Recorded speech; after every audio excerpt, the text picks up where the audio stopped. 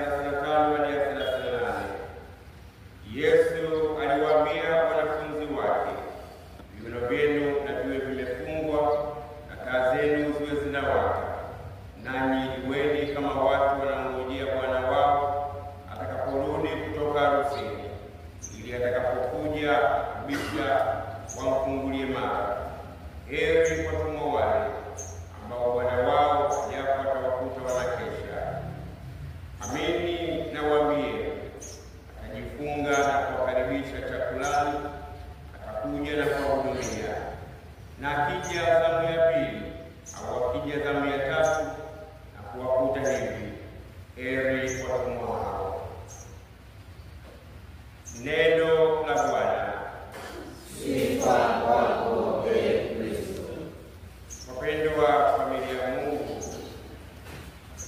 tunasikia Paulo anatukumbusha kwamba dhambi ililetwa na mtu mmoja, mauti ililetwa na mtu mmoja ambaye ndiye babu yetu Adamu, na huyu ndiye aliyesababisha sisi binadamu kufa na hata kupata adhabu zingine ambazo haukuwa mpango wa Mungu na wala hatukustahili. Ni kwa sababu ya kutokuridhika, kwa sababu ya tamaa za kibinadamu, hata basi kwa sababu ya kutokufuata maongozi ya Mwenyezi Mungu, basi hao binadamu wa kwanza walikengeuka. Nasi katika maisha yetu, huenda mmoja au wawili au kikundi kinaweza kikatuletea dhahama